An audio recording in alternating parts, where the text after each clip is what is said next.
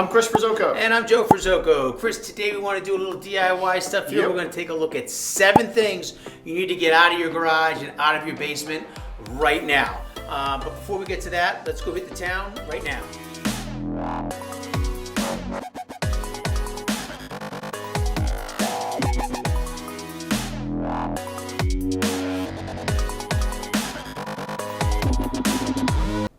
All right, so 7 things that you need to get out of your basement and out of your garage right now. Okay, very good. And if this is your first time to the channel, please subscribe below, tap that bell for instant notifications, and please hit the like button. You'll be the first to get the most up-to-date market information, stats, DIYs, happenings down here at the Jersey Shore. And Chris, speaking of the Jersey Shore, we get calls, texts, and emails every single day from great folks looking to buy or sell, from Brigantine all the way down to Cape May. And speaking of Brigantine to Cape May, that's about 32 miles on the Parkway, and we cover every town in between. Ventnor, Margate, Longport, Ocean City, Sea Isle, Summers Point, Upper Township, Strathmere, Sea Isle, again, Cape May Courthouse, Stone Harbor, Avalon, North Wildwood, Wildwood Crest, West Wildwood, Diamond Beach, Cape May, North Cape May, and the Villas. All of it. We cover all that. So folks, if you're looking to buy or sell here in the next week, next month, 6 months from now, a year from now, please reach out, give us a call, shoot us a text or an email. It'll be our pleasure to help you with all of your real estate needs or goals down here at the Jersey Shore. So Chris, we're actually going to be taking a look here today at 7 things you need to get out of your garage or basement right now. So why don't you kick us off with number 1, a couple of things here. Yeah, Joe, number 1 is the old paint cans. Okay. Right, so, look, paint does not last forever when it's sitting in the can. So, ultimately, it's just time to probably get rid of it. If it's been a long time that it's been sitting in the garage or sitting in your basement, temperature fluctuations have ruined it. It just gets old. It doesn't last forever. So you want to get rid of the old paint cans. One little trick to do that is actually get some kitty litter, actually put kitty litter inside of it and mix it up. It actually will make it more of a solid, so that way there when you do dispose of it, it's not leaking all over the place and causing an utter mess. Yeah. So again, just get some kitty litter, dump that in there, stir it up, make it into a solid, and you're all set. So get rid of those paint cans.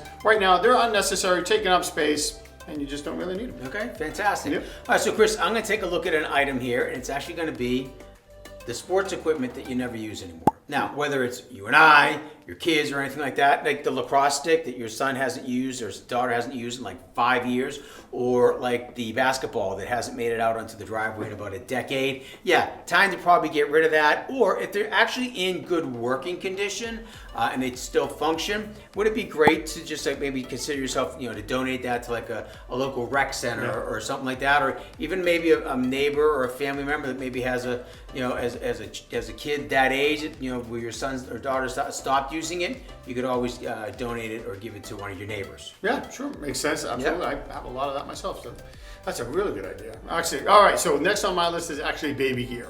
Okay, so at the end of the day, you're gonna end up, Joe, you're gonna have the cribs, you're gonna have the bassinets, you're gonna have baby clothing, you're gonna have the changing tables. And yes, a lot of the stuff becomes very sentimental, and it does become difficult to get rid of. So one of the things that you could do instead of just throwing it necessarily away is maybe you could try to find like a family member, like you said, with the sports gear, or a neighbor, or someone that you can donate it to that might really be in need. That might help you with the sentimental value of parting with that. But if you're at that point of your life that you're not going to be having any more children, really just having this stuff kind of sit around getting cluttered and cluttering up space and what have you, it might just be time to move on from the baby gear that you're no longer using. And there's people out there that could use it. So it's a good way to help somebody out as well. Okay, very good. All right, Chris, I'm going to actually take a look at holiday decor that you haven't touched in over 2 years. Now look, I'm not telling you that you're storing all this stuff and you're going all Clark Griswold on us or anything like that. But look, if you've got decoration stuff that every single year you're just adding to it and adding to it, it's easy to amass quite a bit of stuff. But if through the years, some of the lights or maybe the tablecloths and things to that nature that you haven't used, garland, in a couple years, maybe it's time to pass it on or maybe just move on from it. Okay. Yep.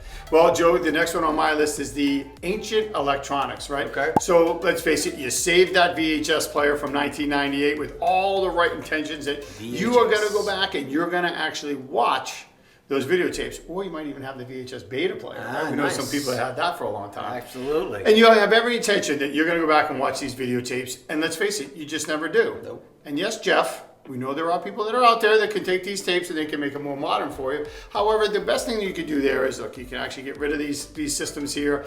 Everything is available to us online anymore. There's no real reason to be holding on to these old electronics and record players and all this other stuff that's just really never going to get used again.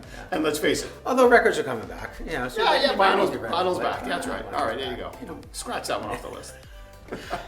Never use kitchen appliances. That's going to be my next one. So if you haven't used an appliance in over 2 years or 3 years, it's kind of like if you move and you put something in a box and then you can finally pull it out of the box, but the 2 years that you didn't use it, it probably means you don't need to use it, or you don't need it or have a use for it. Those are certainly something that you can make room for, or something maybe you were gifted at your wedding, the juicer that's been neglected for years since the early 2000s.